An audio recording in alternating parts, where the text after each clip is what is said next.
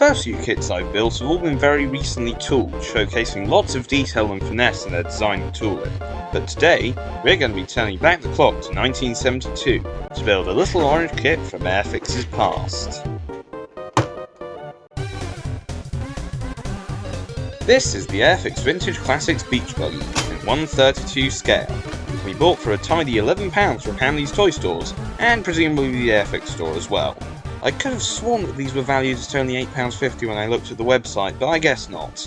The mini budget was not kind to the pound's value, so maybe Airfix did a stealth price bump to put us in line with inflation. It's no biggie though, as it's still a very good value.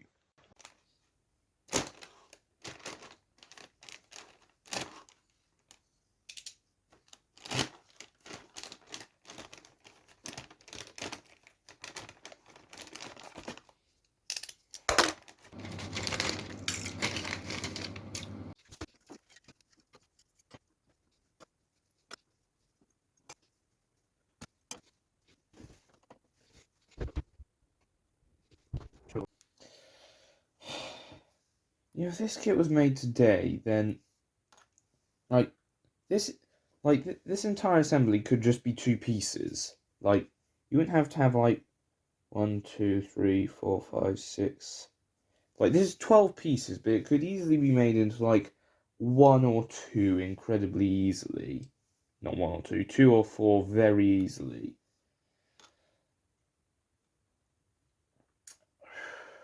Well, I guess it shows how far Airfix have come. Able to make much more convincing models with far fewer parts. Right, now I've constructed the main engine and gearbox segment. I'm going to paint everything in 11 silver. However, first I'm going to give a coat of 33 matte black, because apparently that helps the colour pop out a bit more. This set doesn't come with paints, so you'll have to supply your own. Thankfully, I had almost all of the colours apart from the shiny black paint, but I was able to replicate that by using a bit of ingenuity and some dry brushed silver paint. Oh, this old girl's getting some war wounds on her already.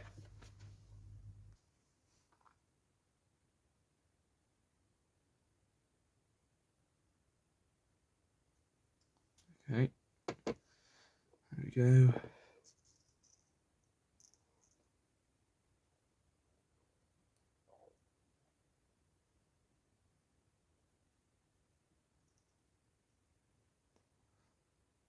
There you go, just press that down.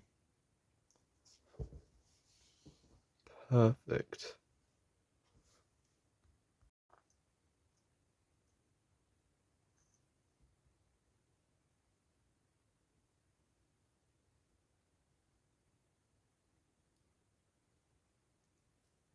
Get that in line and press down.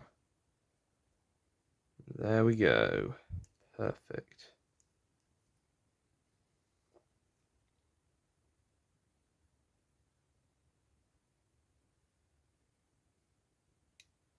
There we go.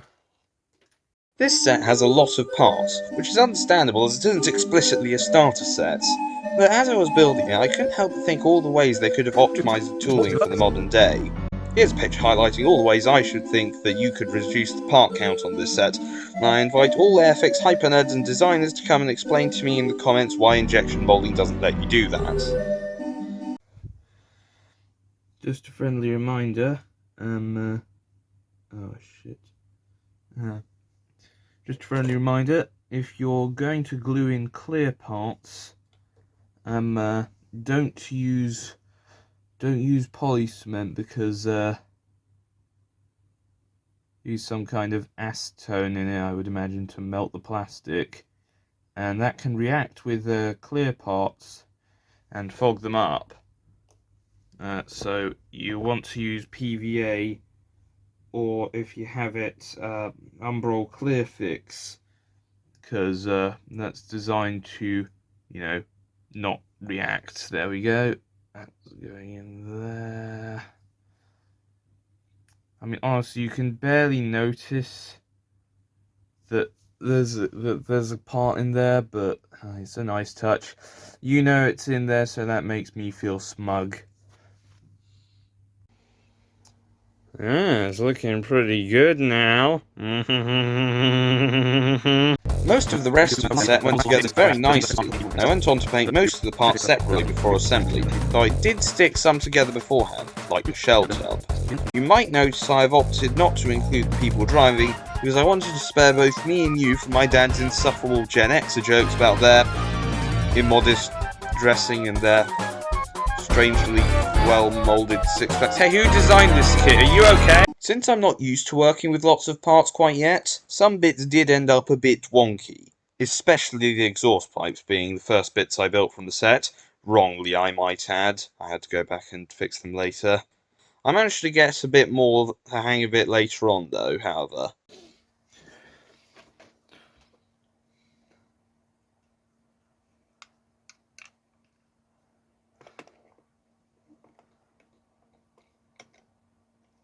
I trust that I was supposed to put this in after, because I don't think this would have fit in beforehand.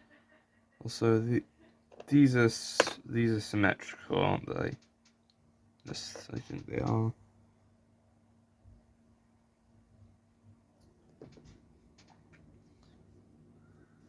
Anyway, there's a bit of flash in there that might.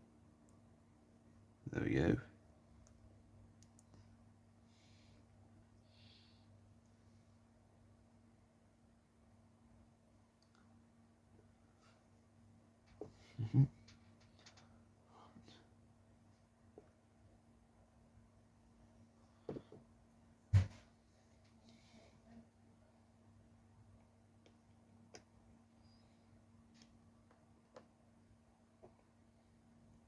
There we go.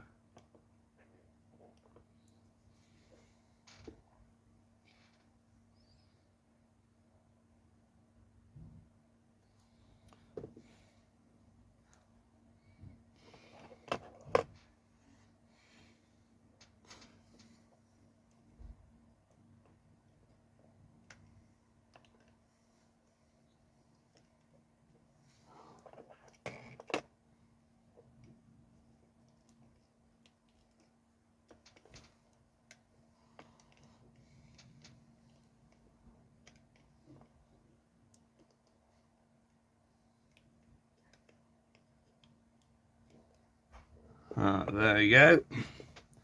Perfect. After completing construction, I detailed the model with some silver 11 to recreate the bling seams as shown on the beautiful art on the box of this set. I love the new 3D renders, and I have big respect for the guy that makes them, as they clearly have a passion for their craft and can really immerse you in the dogfighting and insane aerobatics of these dioramas. There's something about good old paint and sketches that polygons just can't capture. Maybe Airfix can take the renders and paint over them to get a blend of both styles. That'd be cool.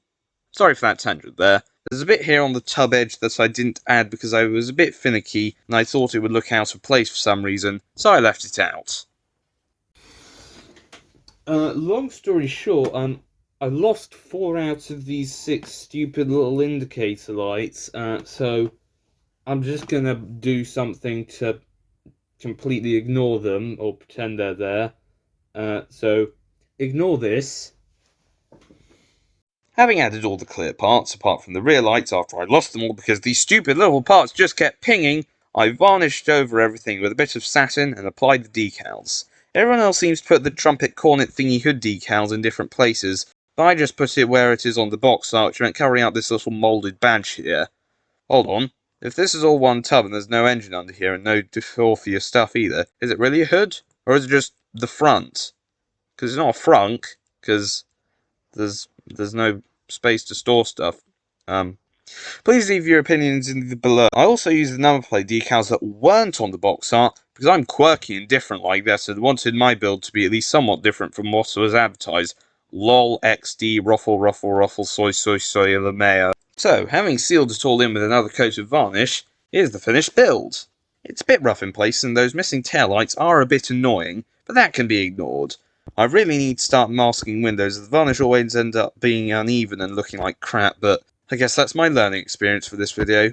As aforementioned, the exhaust pipes and also the front axle ended up being a bit wonky, but we can look past that pretty easily. And with that, I would say thanks for watching. But this video isn't over, is it? Do you honestly think a thing designed to go on the beach wouldn't have sand on it? No? Well, now you do. Thought I'd have a dab at trying a bit of weathering with his new Revel powders that I got for Crimble. I brushed some of the sand and mud dust around the footwells and over the underside of the tub where all that junk would get kicked up, and applied some light washing of rust onto the silver parts because cars, and pretty much all machinery that lives on salty beaches, goes rusty.